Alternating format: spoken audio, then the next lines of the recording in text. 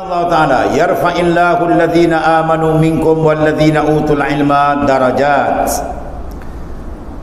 Yarfa'illah, mengangkat oleh Allah Ta'ala alladhina, akan mereka yang amanu, beriman, minkum, di kalangan kamu, walladhina utul ilma, dan orang yang diberikan ilmu. Tuhan angkat apa? Darajat, beberapa darajat, tingkatan yang tinggi. Jadi diangkat oleh Allah Ta'ala orang yang beriman daripada kamu dan orang yang diberikan ilmu dengan beberapa tingkatan, beberapa tingkat darajat dan pangkat di sisi Allah Subhanahu Wa Ta'ala. Maka pangkat yang paling mulia pangkat yang diiktiraf oleh Allah Ta'ala, ya. Jadi sini Allah Ta'ala letakkan dua. Satu, yang pertama, Tuhan mengangkat darajat orang mukmin. Sebab tu kita kena muliakan orang mukmin. Sebab Tuhan sendiri angkat darajat dia. Yarfa'illahu alladhina amanu minkum. Yang kedua adalah angkat lagi lapis yang kedua di kalangan orang beriman tadi, orang yang diberikan akan ilmu pengetahuan. Sebab tu ilmu adalah perkara yang sangat besar kelebihan di sisi Allah Subhanahu Wa Ta'ala.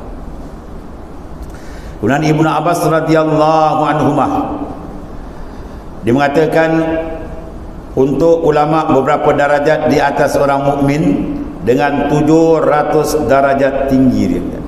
Antara dua darajat jarak ni sampai 500 tahun perjalanan. Satu ke derajat ke satu darajat 500 tahun perjalanan, maka 700 darajat tinggi ni, masya-Allah.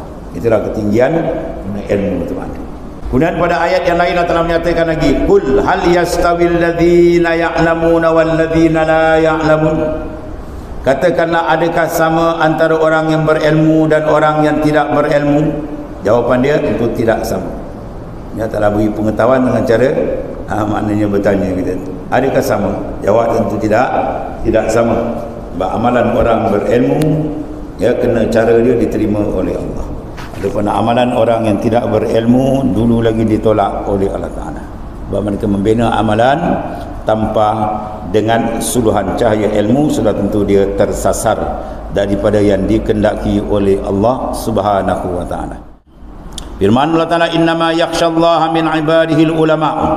Sesungguhnya yang takut akan Allah Ta'ala daripada hambanya ialah ulama. Al ulama, dia ada alif lam dan. Tuan tanya, ada ulama-ulama yang diberitahu dalam hadis-hadis yang dan Quran dan hadis-hadis, mereka yang maknanya diazab macam-macam dia. Maka jawapan dia tengok pada kalimah ayat ni. Innama yakhshallaha min ibadihil ulama, ada alif lam. Di bahasa Arab kalau ada alif lam, tak ada alif lam, dia lain makna dah. Dan antara makrifah dengan nakirah lain. Alif lam ahli zini, maklum pada zin kita, mana ulama yang sebenar-benar yang menuntut ilmu kerana Allah Ta'ala, ya. Al-alim iza arada bi ilmihi wajh Allah habahu kullu syai, wa iza arada an yuksira bihil kunuz habahu min kulli syai. Orang alim ni bila dia menuntut ilmu kerana wajah Allah, kerana Allah Ta'ala semata-mata, maka Tuhan beri dia antar karamat, gerun akan dia oleh orang yang lain. Haibah dia tu ada, sebab dia bercakap atas dasar yang dikehendaki oleh Allah, bukan nafsu dia. Sebaliknya kalau dia menuntut ilmu, tujuan dia an yuksira bihil kunuz, nak menghimpun harta benda dunia, maka Tuhan balakan dia habahu min kulli syai. Dia takut kat orang. Dia nak cakap agama tu tengok orang dulu, tengok kiri kanan ada datuk nenek ke. Ya, dia bercakap tu tak lepas. Sebab apa? Jiwa dia tidak digantung dengan Allah. Sebab tu dalam ayat ini menjadi dalil bahawasanya, ya, innama yakhshallah min ibadil ulama, bahawasanya man lam yakhshallah falaisa bi'alimin. Daripada ayat ini ulama buat satu kaedah, man lam yakhshallah, barang siapa yang batin hati dia tidak gerun dengan Allah Ta'ala, walaupun ilmu dia melaut, maka falaisa bi'alimin, itu bukan orang alim yang sebenar. Orang alim sebenarnya mesti ada sifat khasyah, gerun dia dengan Allah Ta'ala, itu mesti ada. Ya, dia bercakap atas nama Allah Ta'ala, bukan dia bercakap atas nama orang kan. Itu orang ulama yang sebenarnya. Maka sini sifat dia Allah Ta'ala angkat, satu sifat yang mulia, iaitu al-khasyah, ya, ada pada ulama yang sebenarnya. Jadi kalau dia rosakkan niat dia, habis kan. Ya, man talabal ilma liyumariya bihi sufaha aw liyasnifa wujuhan nas ilaih falyatabawwa maq'adahu minan nari. Dan siapa yang menuntut ilmu, tujuan dia apa? liyasrifa wujuhan nas ilai, nak memalingkan muka manusia pada dia, nak cari pengaruh, cari glamour. Tadi. Maka Allah Ta'ala sediakan tempat duduk dia dalam neraka. Talabal ilma liyumariya bisufa, dia nak berbangga-bangga pada orang bawah dia. Orang yang bodoh mana orang bawah dia lah, kan? Kau sijil kau mengaji tempat mana, wah, dia lain cerita dah. Atau liyasrifa wujuhan nas ilai, memalingkan pengaruh, nak jadi glamour, jadi pengaruh.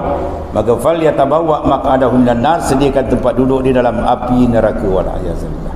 Ya, mana ada penuntut ilmu yang mana dah jadi ulama tapi Tuhan sediakan tempat duduk di dalam api neraka. Itu menandakan bahawa dengan ilmu saja dia tidak cukup. Ilmu ada kemuliaan yang besar, tapi dengan kemuliaan ilmu saja dia tidak cukup. Ilmu, kemudian dia kena ada amal, kemudian kena ikhlas kena ta'ala, baru dia selamat. Itu pembinaan sifat takwa. 3 intis, dia kena inti dia tu, dia kena garap 3 perkara kena diadun: al-ilmu, al-amal, al-ikhlas, baru dia jadi insan muttaqin yang benar-benar bertakwa kepada Allah Ta'ala. Lalu dia angkat martabat dia. Waktu di awal lagi tentang ilmu kena bersih betul niat, semata-mata menjunjung perintah Tuhan yang nak mengeluarkan kita daripada bahaya zulmatul jahli, kegelapan kejahilan. Dan kedua, untuk melaksanakan tuntutan Allah Ta'ala yang dibawa oleh Rasulullah sallallahu alaihi wasallam. Dan kita semata-mata mencari keridaan dia. Dah cukup, jangan ada niat lain lagi dah. Niat lain kan bahaya. Nak niat kanan ke kiri, kona sana kona sini, anda jadi bahaya. Sebab tu ulama-ulama ni bahaya sangat. Kalau dia tak betul dia rosak. Dia kalau betul lain betul. Kalau dia rosak, semua rosak. Ya.